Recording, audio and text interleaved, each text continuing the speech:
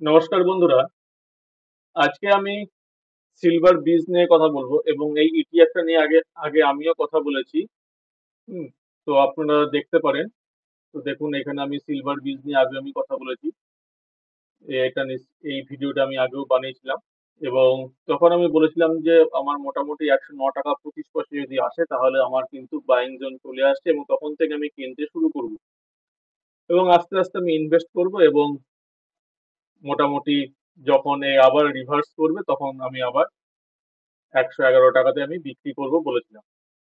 তো এই ইটিএফটা নিয়ে আবার নেক্সট টাইম ভিডিও করার কারণটা কি? কারণ হচ্ছে একটাই, সেটা দেখুন, ও কিন্তু বাইং জোনে কিন্তু চলে এসছে।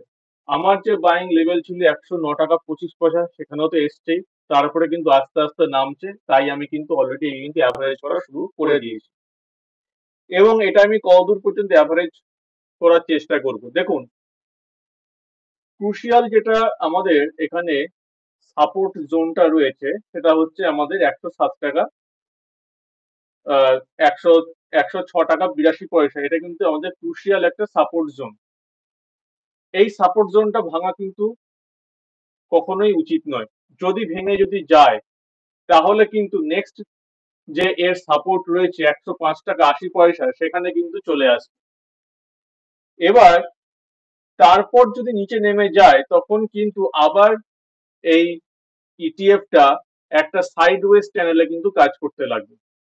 কিন্তু যদি আমি কথার কথা ধরে নিচ্ছি, যদি আসার কথা নয়, কিন্তু যদি চলেও যদি আসে তাহলেও আমাদের কতটা অসুবিধা হতে পারে সেটা আমি একটু আপনাদের বিচার করে দেখাই। দেখুন, যদি আমরা এখান থেকে যদি ফলো করি তাহলে আমরা দেখতে পাবো যে আমাদের 18 তারিখ থেকে আমাদের ডাউন যাচ্ছে এবং 18 তারিখ থেকে ডাউন গিয়ে একদম সোজাসুজি আমাদের 27 তারিখে কিন্তু একদম বটমে এসছে, মানে 101 টাকা 36 পয়সায় কিন্তু এসছে। এরপর আবার কিন্তু এটা রিভার্স করেছে এবং তারপরে কিন্তু বাড়তে শুরু করেছে। তাহলে একটা জিনিস খেয়াল করে দেখুন, এই যে আমাদের 18 তারিখ থেকে টিল একদম আমাদের 27 তারিখ, কদিন হচ্ছে? ম্যাক্সিমাম আমাদের 10 থেকে 11 দিনের মতো হচ্ছে। আবার এইখান থেকে দেখুন আপনারা, নেক্সট দিন এই যে 30 তারিখ থেকে এ কিন্তু উপর দিকে যেতে শুরু করেছে। তাহলে এখান থেকে উপরে গেল, এখানে একটু সাইডওয়েজে কাজ করলো, তারপরে কিন্তু আবার বেরিয়ে গেল 11 তারিখে। তাহলে দেখুন, এখানেও কিন্তু আমরা 11 তারিখের মধ্যে, মানে 11 দিন ডাউনে ছিল, 11 দিন আপে গেছে।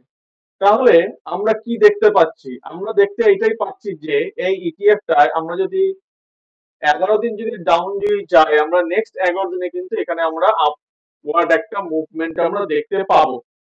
তারপরে দেখুন আস্তে আস্তে আবার এটা কিন্তু বাড়লো, বেড়ে একদম টপে পৌঁছালো, তারপরে আবার বটমে এসেছিল। বটমটা ছিল আমাদের 106 টাকা কাছাকাছি মনে হয়, সম্ভবত দেখে নিয়েছি। হ্যাঁ, বটমটা হয়েছিল 105 টাকা 80 পয়সা, আমাদের বটম ছিল। তারপরে দেখুন আবার উঠেছে, উঠে কিন্তু আবার বটমে আসছে। তো আমার যেটা ধারণা যে 106 টাকা 82 পয়সা যে লেভেলটা আছে, এই লেভেলটা ভাঙা উচিত নয়। কিন্তু যদি ভেঙেও যদি যায় তাহলে নেক্সট এর স্ট্রং সাপোর্টটা রয়েছে কিন্তু 105 টাকা 80 পয়সাতে। তো সেটা কিন্তু কখনোই ভাঙা উচিত নয়। যদি ভেঙে যায় তাহলে আমাদের আরেকটু হয়তো ওয়েট করতে হতে পারে, আর যদি ওয়েট করতে যদি হয়ও বা যদি এর থেকে দাম যদি কমেও যায় তাহলে তো আমাদেরই ভালো। কেন? তার কারণ তখন আপনারা খেয়াল করে দেখুন, আপনারা তখন এখানে 101 টাকা থেকে লেভেল থেকে শুরু করে একদম টানে 111 টাকা লেভেল অব্দি আপনারা কিন্তু একটা টাইম পিরিয়ড পাচ্ছেন, যেখানে আপনারা কিন্তু একটা হিউজ প্রফিট কিন্তু করার সম্ভাবনা দেখা যাচ্ছে। তো এটা ছিল সিলভার বি সম্পর্কে আমার নেক্সট ভিডিও। আগের ভিডিওতে আমি এই নিয়ে কথা বলেছি। আচ্ছা, এরপরে একটা প্রশ্ন আমাদের মনে বারবার ধরে আসছে যে আমাদের কি শেয়ার বাজার কি এখন কি স্ট্রং হয়েছে? মানে এই যে আপওয়ার্ড যে মুভমেন্ট আসছে, আমরা কি বলতে পারি যে আমাদের শেয়ার বাজার স্ট্রং হয়েছে কি হয়নি? সেটা দেখার জন্য আমরা নিফটির চার্টে চলে যাচ্ছি। দেখুন, নিফটির চার্টে আমরা পরিষ্কার দেখতে পাচ্ছি যে 25,185 বা 25,200 এই যে জোনটা রয়েছে, এই জোনটা যতক্ষণ পর্যন্ত না নিফটি ক্রস করবে এবং সেখানে একটা কনফার্মেশন, একটা গ্রিন ক্যান্ডেল তৈরি হবে, ততক্ষণ পর্যন্ত আমরা কখনোই বলতে পারছি না যে নিফটি স্ট্রং পজিশনে এসছে। এবার দেখুন, স্ট্রং পজিশনে চলেও এলো, তারপরেও যে আবার উইক হবে না এমন কিন্তু কোনো কথা নেই। তার কারণ শেয়ার বাজারে সবকিছু হতে পারে। তোর স্ট্রং পজিশনে এলো এবং আপনাকে একটা গ্রিন ক্যান্ডেল দিয়ে সিগন্যালও দিচ্ছি যে স্ট্রং হয়েছে, কিন্তু ধরুন সেদিন রাত্রেবেলাতে দেখা গেল যে আমেরিকার সঙ্গে রাশিয়ার যুদ্ধ লেগে গেছে, তাহলে তাহলে কিন্তু সেখানে কিন্তু এই সিগন্যাল কিন্তু ফেল করবে। এটা কিন্তু আপনাদের মাথায় রাখতে হবে যে শেয়ার বাজারে কিন্তু কোনো কিছু হার্ড অ্যান্ড ফাস্ট রুল বলে কিছু হয় না, যে বলে দিলাম যে স্ট্রং হয়েছে তার মানে যে আপনারা কোনো কিছু মানে ইন্টারন্যাশনাল খবর বা কারেন্ট অ্যাফেয়ার মাথার মধ্যে রাখবেন না, শুধুমাত্র টেকনিক্যাল এবং ফান্ডামেন্টাল অ্যানালাইসিস দিয়েই কাজ করবেন, তাহলে কিন্তু হবে না। আপনাকে ইন্টারন্যাশনাল খবর বা বিভিন্ন ধরনের জার্নাল এগুলো কিন্তু মাথায় রাখতে হবে। তো তবেই আপনারা কিন্তু শেয়ার বাজার থেকে প্রফিট কিন্তু করতে পারবেন, নচেত কিন্তু আপনারা কিন্তু লসই করবেন ম্যাক্সিমাম ক্ষেত্রে।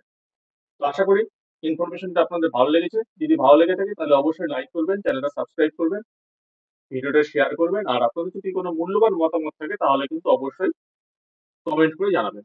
ধন্যবাদ।